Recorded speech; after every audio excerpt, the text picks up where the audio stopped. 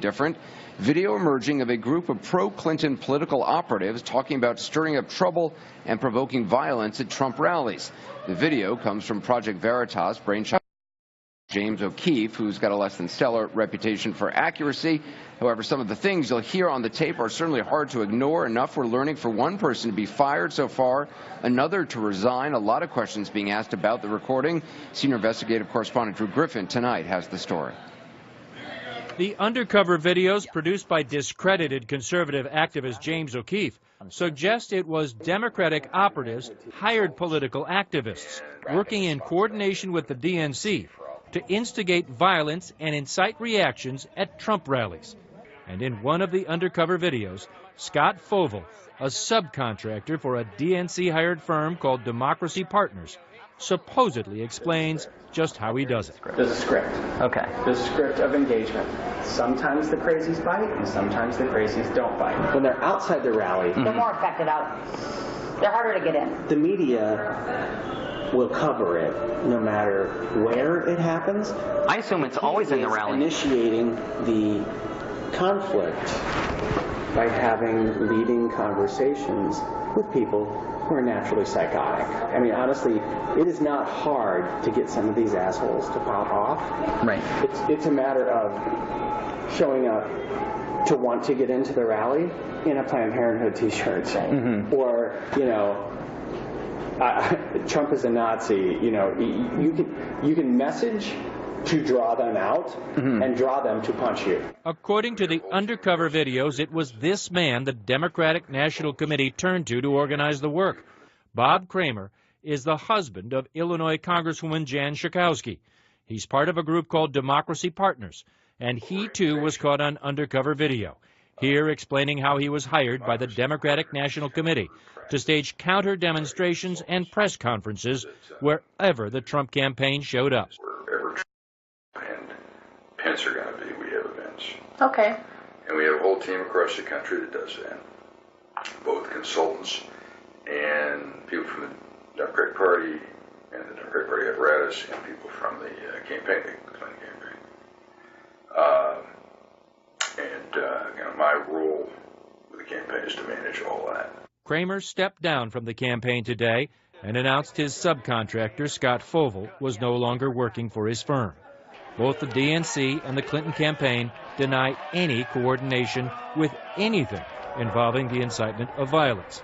Kramer himself told CNN his former contractors were committing barroom talk, insisting none of what is being described by Fovel ever actually happened. In a statement, Kramer writes, "We regret the unprofessional and careless hypothetical conversations that were captured on hidden cameras of a regional contractor for our firm. He is no longer working with us." The Clinton campaign response, while Project Veritas has been known to offer misleading video out of context, some of the language and tactics referenced in the video are troubling, even as a theory or a proposal never executed.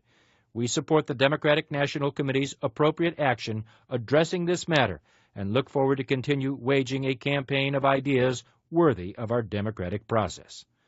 James O'Keefe is a convicted criminal, they add, with a history of doctoring video to advance his ideological agenda. And Drew Griffin joins us now. So what's the DNC doing about this?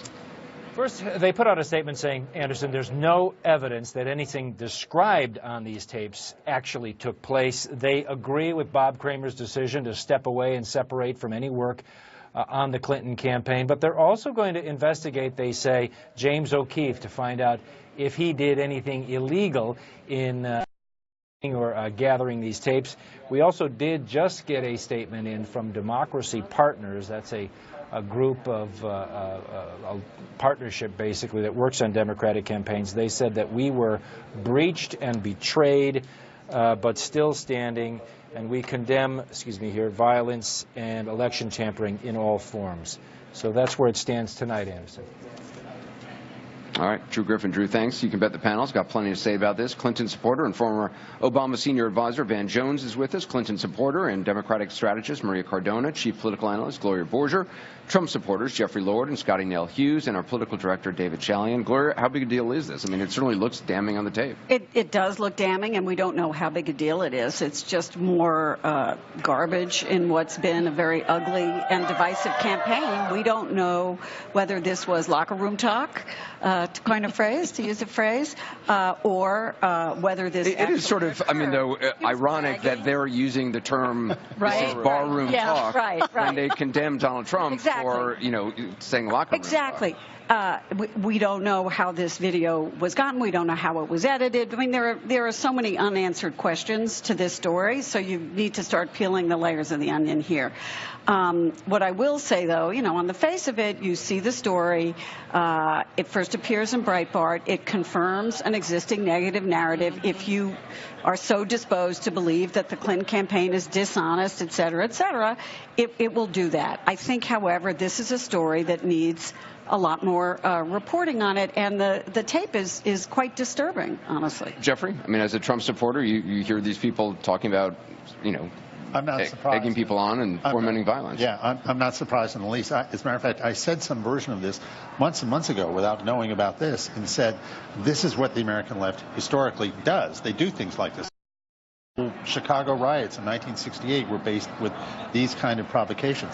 And to be bipartisan about it for a moment, the first thing I thought of when I heard this was Nixon's plumbers, who were out there breaking the law deliberately, burglarizing Daniel Ellsberg's psychiatrist's office and this kind of thing. I mean, this is not acceptable in American politics. Yeah. I mean, this is totally unacceptable. And here we are.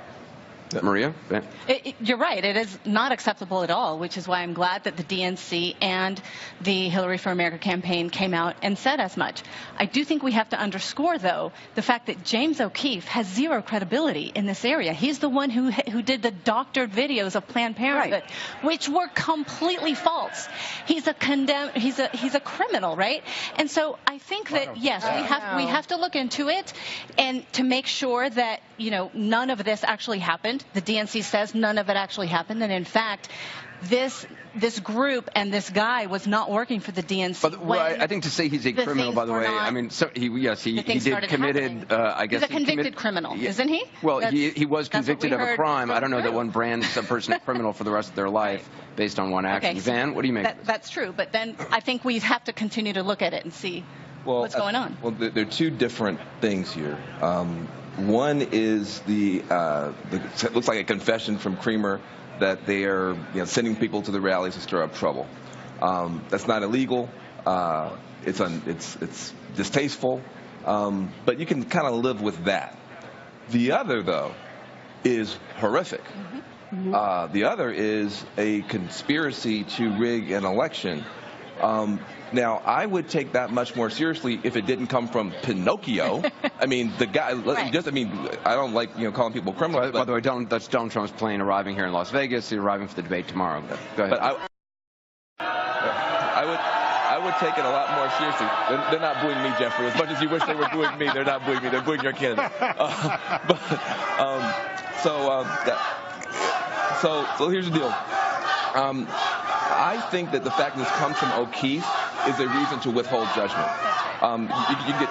It's a reason to withhold judgment because this guy literally is Mr. Pinocchio. If there's a less trusted figure in American politics, I don't know who it is. That's right. But if any of this is even